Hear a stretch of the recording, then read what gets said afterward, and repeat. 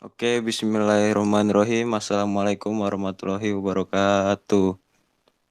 Kami kelompok 3 yang beranggotakan Muhammad Ramadhani Ruditama, Muhammad Rizky, Muhammad Atala Zakwan, Muhammad Hakim Faizal, dan saya sendiri Muhammad Ihsanul Faizin akan menjelaskan tentang perakuan bahan dan korosi serta pencegahannya. Untuk menjelaskan materi pertama kali, saya serahkan kepada saudara Muhammad Rizky. Silakan waktu dan tempat dipersilakan. Oke, terima kasih kepada Ihsan.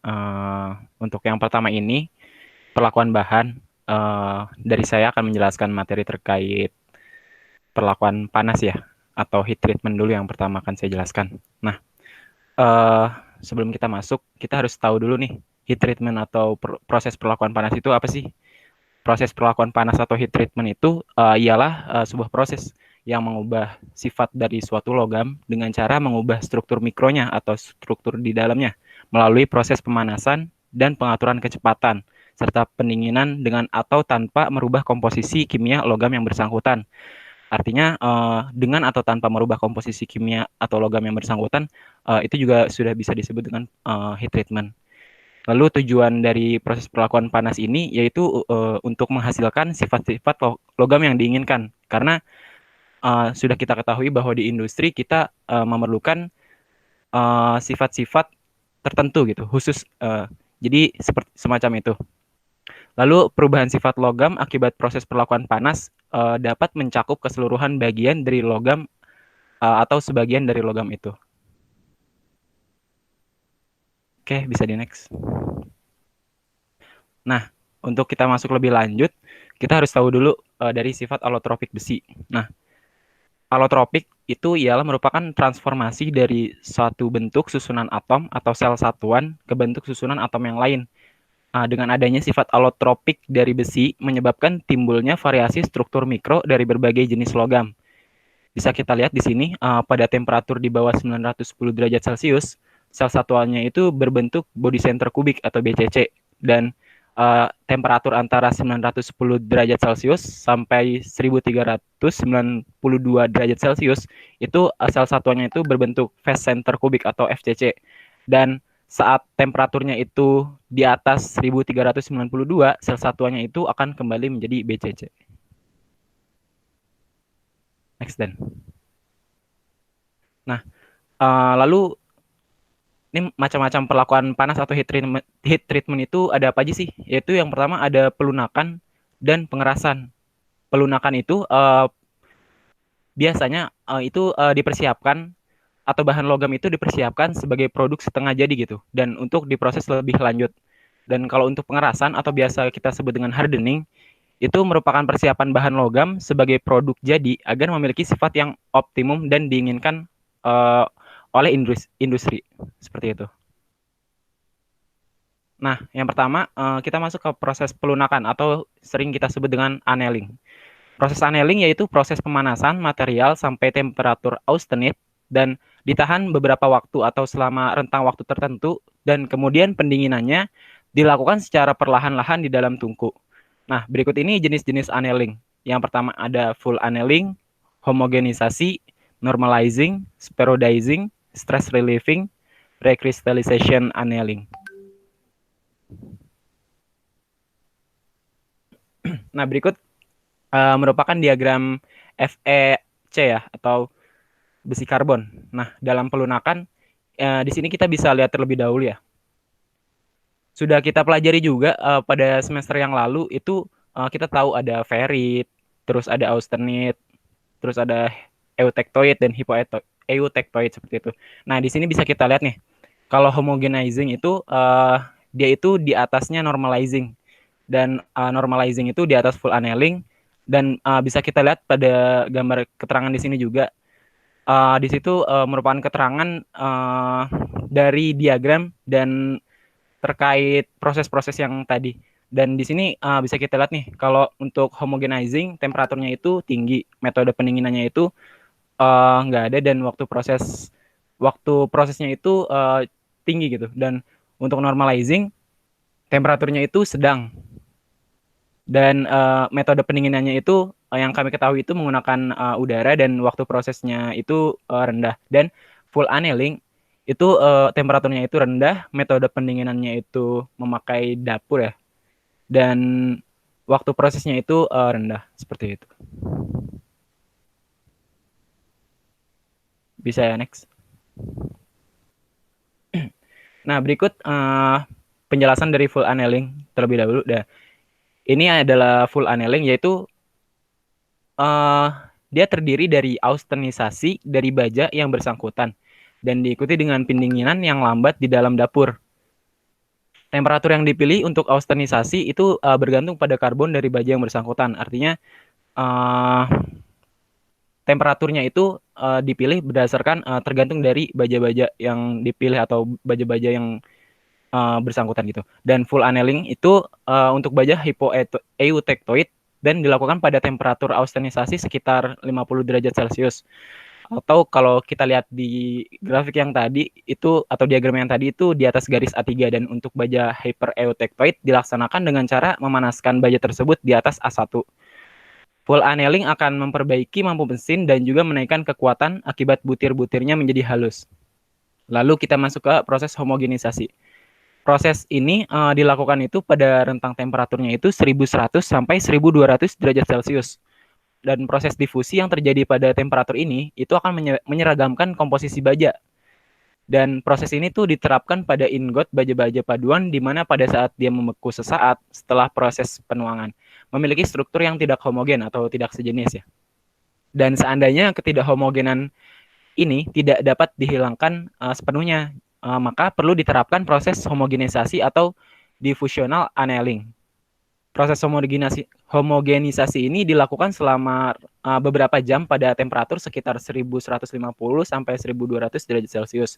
Kemudian benda itu didinginkan pada 800 sampai 850 derajat Celcius, dan selanjutnya akan didinginkan menggunakan sistem udara ya, menggunakan udara dengan media udara. Dan setelah proses ini dapat juga dilakukan proses normal atau anil untuk memperhalus struktur overheat.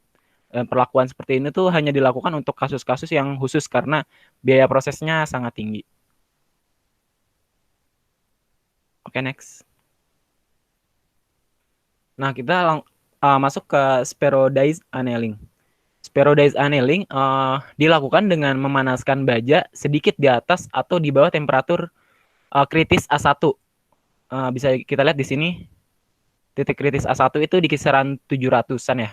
Dan kemudian didiamkan pada temperatur tersebut untuk jangka waktu tertentu juga. Kemudian diikuti dengan pendinginan yang lambat. Tujuan dari spheroidized ini annealing adalah untuk memperbaiki mampu mesin dan memperbaiki mampu bentuknya. Bisa next dan. Nah, lalu kita masuk ke isothermal annealing. Isothermal annealing itu dikembangkan dari diagram TTT ya, atau time temperature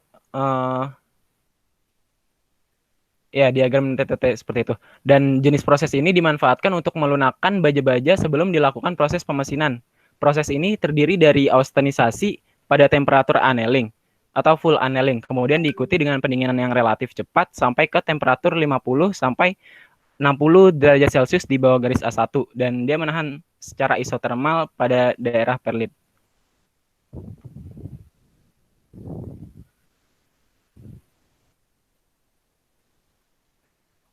Oke.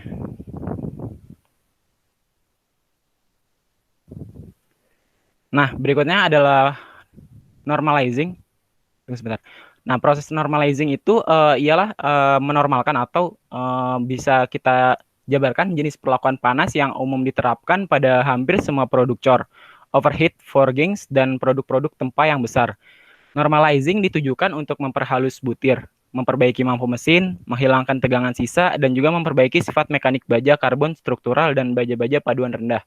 Normalizing terdiri dari proses pemanasan baja di atas temperatur kritik A3 atau ACM. Nanti mungkin bisa dilihat dari diagram yang tadi yang udah dipaparkan, dan ditahan pada temperatur tersebut untuk untuk jangka waktu tertentu bergantung pada jenis dan ukuran baja yang digunakan.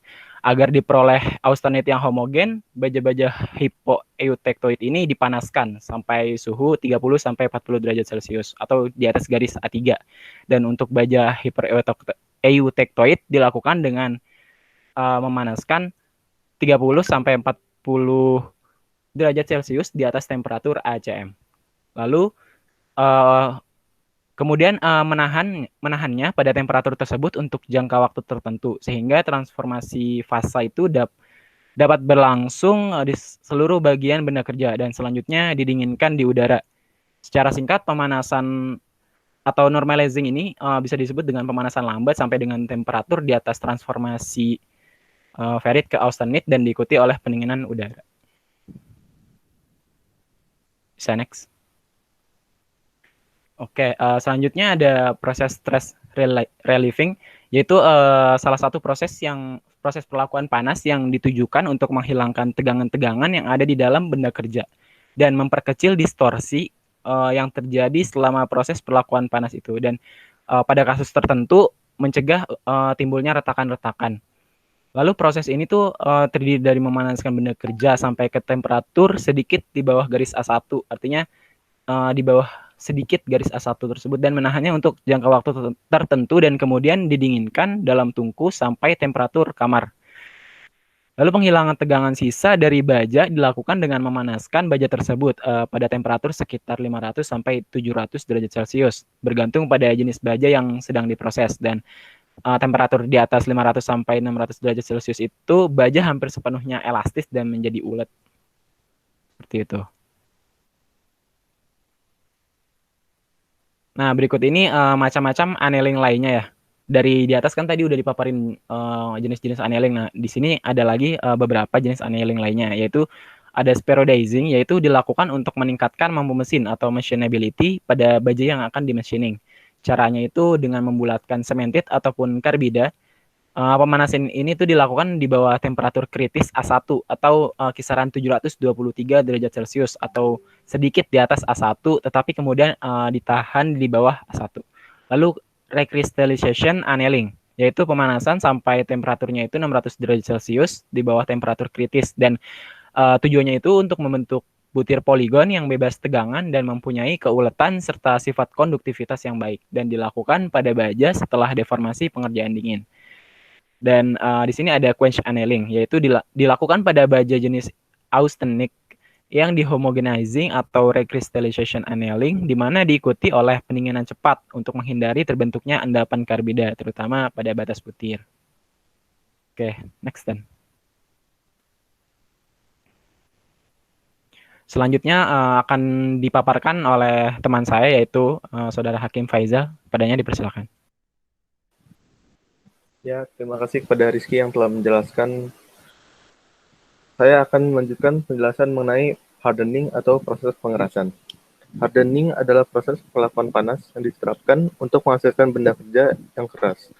Perlakuan ini terdiri dari memanaskan baja sampai temperatur pengerasannya atau temperatur austenisasi dan menahannya pada temperatur tersebut untuk jangka waktu tertentu dan kemudian didinginkan dengan laju pendinginan yang sangat tinggi atau di-quench agar diperoleh kekerasan yang diinginkan dan selanjutnya dilakukan tempering.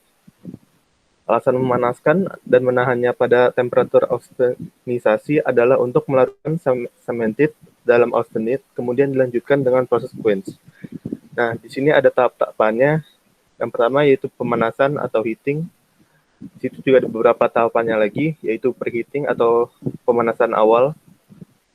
Temperaturnya sekitar 550 sampai 650 derajat Celcius.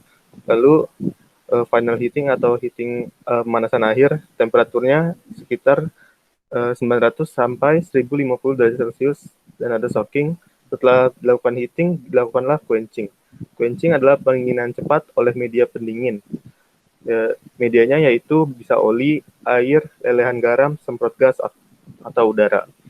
Selanjutnya dilakukan tempering atau temper, yaitu pemanasan kembali pada temperatur lebih rendah, antara 150 sampai 600 derajat Celcius, sekali atau berulang.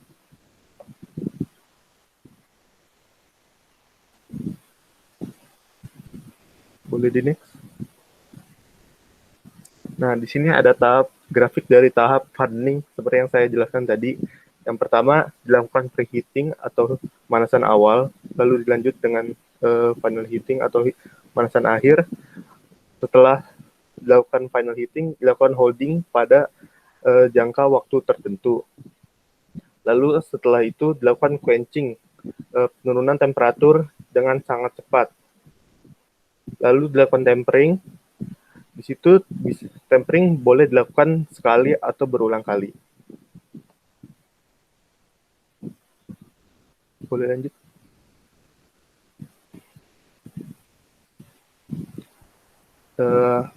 Ada hardening atau pemanasan. Hal-hal yang perlu diketahui. Yang pertama, perbedaan temperatur antara bagian dalam dan permukaan akibat rambatan panas menyebabkan perbedaan pemakaian volume. Yang kedua yaitu baja menyusut sampai 4% volume pada kenaikan temperatur mencapai transformasi Austenite. Lalu ada pun hal-hal yang perlu dikontrol. Yang pertama yaitu lakukan preheating pada temperatur sekitar 550 sampai 650 derajat Celcius untuk mengeliminasi distorsi yang mungkin timbul akibat pemanasan. Yang kedua, kecepatan pemanasan harus dikontrol agar tidak menimbulkan gradien temperatur yang sangat curam antara bagian dalam dan permukaan.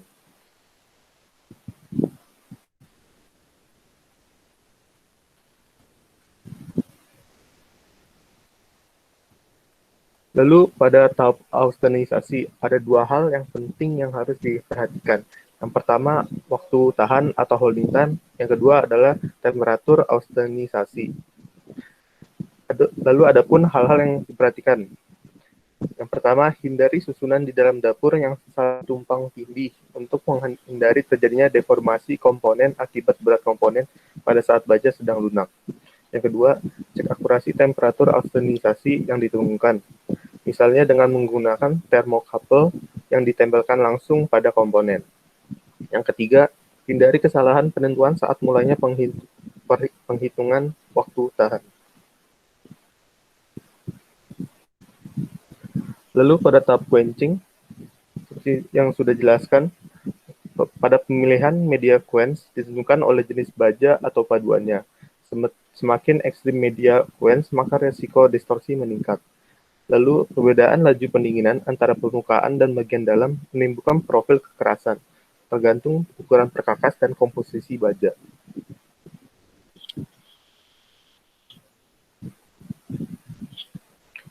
Di sini ada grafik dari melakukan hardening. Grafiknya sama seperti yang pertama. Yang pertama itu ada dilakukan preheating, lalu dilanjut dengan final heating. Setelah itu dilakukan holding pada jangka waktu tertentu. Setelah itu dilakukan quenching. Setelah dilakukan quenching, dilakukanlah tempering.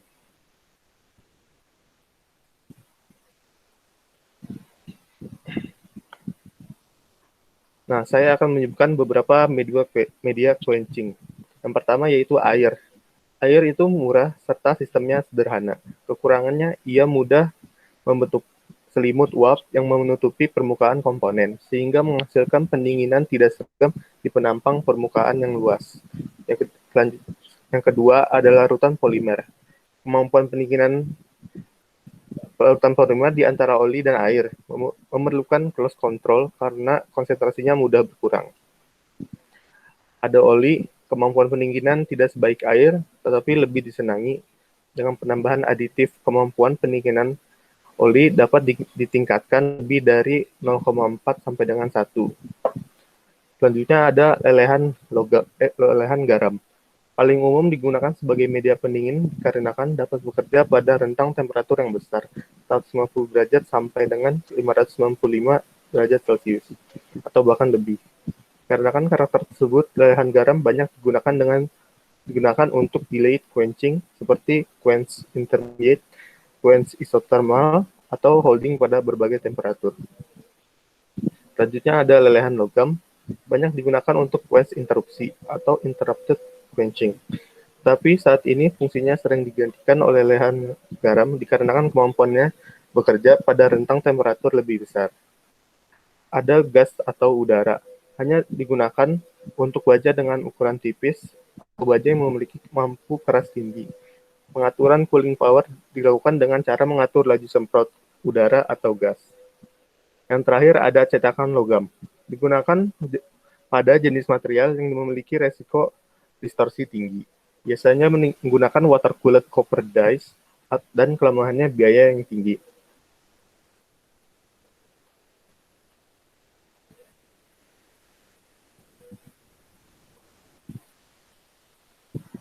Selanjutnya ada tempering. Tempering adalah proses memanaskan kembali baja yang telah dikeraskan disebut proses temper.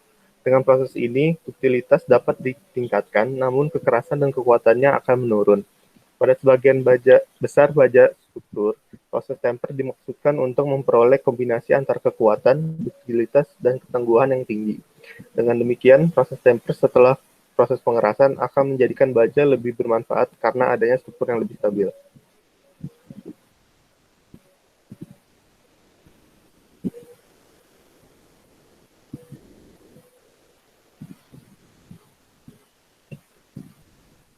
Oke, selanjutnya saya akan menjelaskan mengenai pelakuan mekanik. Dalam teknik kimia dan bidang-bidang terkait, unit operasi adalah suatu tahapan dasar dalam suatu proses.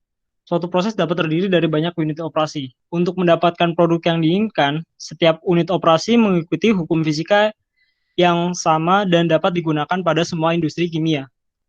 Unit operasi menjadi prinsip dasar dalam bidang teknik kimia yang membentuk dasar utama untuk segala jenis industri kimia dan merupakan dasar perancangan pabrik kimia serta alat-alat yang digunakan. Ya. Dalam teknik kimia, proses pemisahan atau dalam di sini adalah perlakuan mekanik digunakan untuk mendapatkan dua atau lebih produk yang lebih murni dari senyawa kimia. Sebagian besar senyawa kimia ditemukan di alam dan dalam keadaan yang tidak murni. Biasanya suatu senyawa kimia berada dalam keadaan tercampur dengan senyawa lain. Untuk beberapa keperluan, seperti sintetis senyawa kimia yang memerlukan bahan baku senyawa kimia, dalam keadaan murni atau proses produksi suatu senyawa kimia dengan kemurnian tinggi, proses pemisahan atau dalam di sini dalam artian perlakuan mekanik sangat perlu dilakukan. Nah, dalam proses pemisahan digunakan untuk mendapatkan dua atau lebih produk yang lebih murni dari suatu senyawa kimia. Ya, secara mendasar proses pemisahan dapat diterangkan sebagai proses yang dalam suatu proses mekanik ya. Proses pemisahan sendiri dapat diklasifikasikan jadi proses pemisahan secara mekanis atau kimiawi. Ya, pemilihan jenis proses pemisahan yang digunakan bergantung pada kondisi yang dihadapi. Pemisahan dengan cara perlakuan mekanis, ya dalam di sini perlakuan mekanik dilakukan kapanpun untuk memungkinkan karena biaya operasinya lebih murah. Ya. Dan pemisahan secara kimiawi untuk campuran yang tidak dapat dipisahkan melalui proses pemisahan mekanik ya, seperti pemisahan minyak bumi. Jadi ini seperti pemisahan tingkat lanjut gitu. Proses pemisahan ya harus dilakukan dengan cara kimiawi. Nah, proses pemisahan suatu campuran dapat dilakukan dengan berbagai metode. Metode pemisahan dapat yang dipilih bergantung pada fase komponen penyusun campuran. Ya, seperti tadi minyak bumi yang berbeda dengan beberapa komponen lain, jadi dia harus menggunakan proses lanjutan.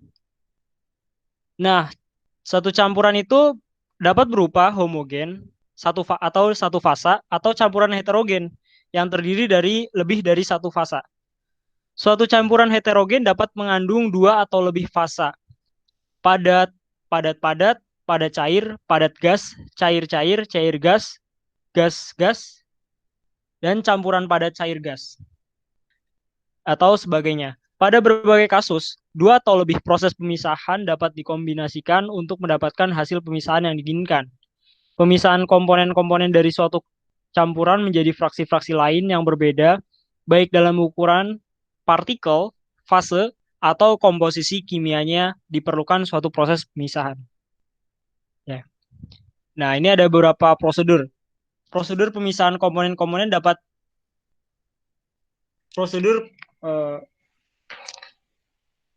pemisahan komponen-komponen campuran dapat dikelompokkan menjadi dua metode, yaitu yang pertama metode operasi difusi, diffusional operation, yang meliputi perubahan fase atau perpindahan bahan dari satu fase ke fase yang lain. Yang kedua, metode separasi. dengan perlakuan mekanik atau pemisahan mekanik, mechanical separation, yang digunakan untuk memisahkan partikel zat padat atau tetesan zat cair dengan memanfaatkan gaya-gaya yang bekerja pada partikel dan fluida. Gaya-gaya yang bekerja pada proses pemisahan dengan perlakuan mekanik adalah gaya gravitasi, gaya sentrifugal, dan gaya tekan atau vakum. Separasi dengan perlakuan mekanik dipakai untuk campuran heterogen, bukan untuk larutan homogen. Terutama adalah mengenai partikel yang ukurannya lebih besar dari 0,1 mikro.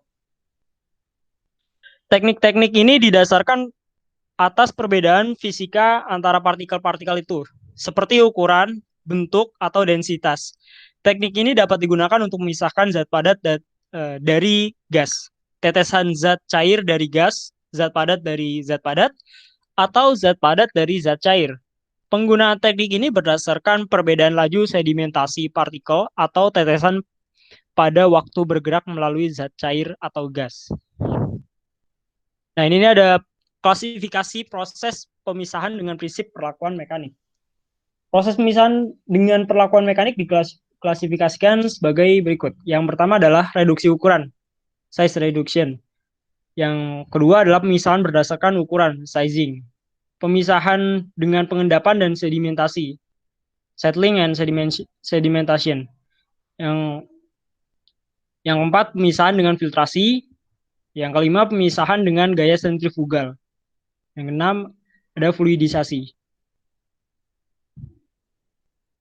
Ya, ini ada penjelasannya ya. Mengenai pemisahan berdasarkan ukuran atau sizing adalah proses pemisahan secara mekanik berdasarkan perbedaan ukuran partikel yang menggunakan peralatan ayakan ya. Misalnya ayakan ya.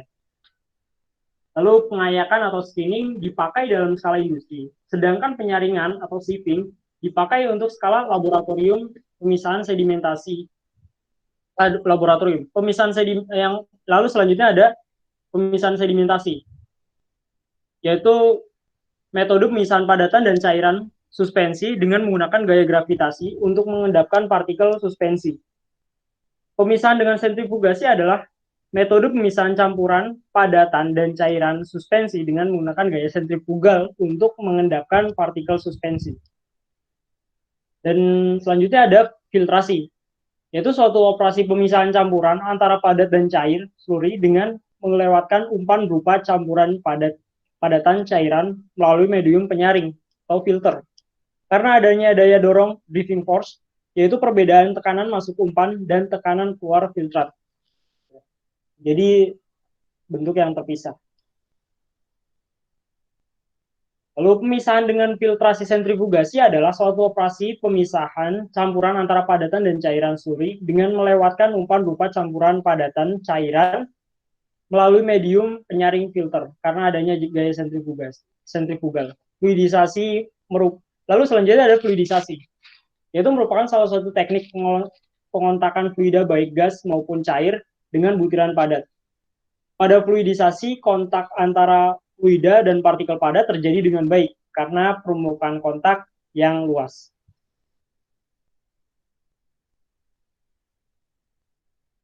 Nah, selanjutnya ada jenis korosi dan pencegahannya yang akan dilanjutkan oleh teman saya, Saudara Atala.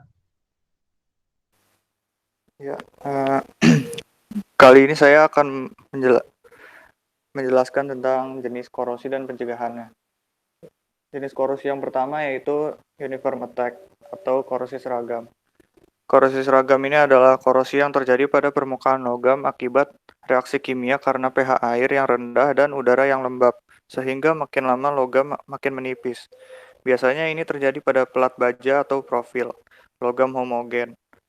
Korosi jenis ini dapat dicegah dengan cara diberi lapis lindung yang mengandung inhibitor seperti gemuk. Korosi seragam ini dapat dicegah dengan cara yang pertama, untuk lambung kapal diberi proteksi katodik. Yang kedua, pemeliharaan material yang tepat. Ketiga, untuk jangka pemakaian yang lebih panjang diberikan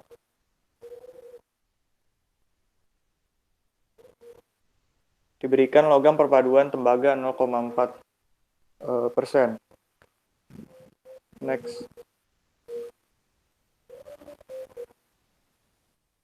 Ya, kemudian yang kedua ada pitting corrosion atau korosi sumur. Korosi sumur adalah korosi yang disebabkan karena komposisi logam yang tidak homogen, yang dimana pada daerah batas timbul korosi yang berbentuk sumur. Korosi jenis ini dapat dicegah dengan cara yang pertama pilih bahan yang homogen, kedua diberikan inhibitor, ketiga diberikan coating dari zat agresif. Next.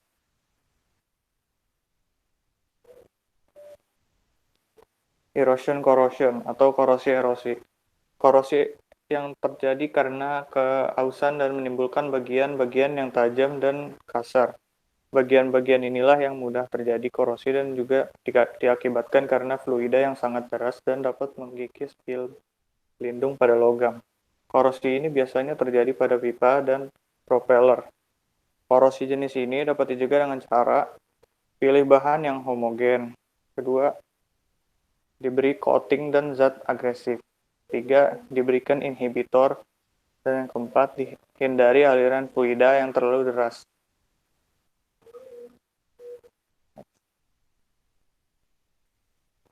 Kemudian ada galvanis corrosion atau korosi galvanis.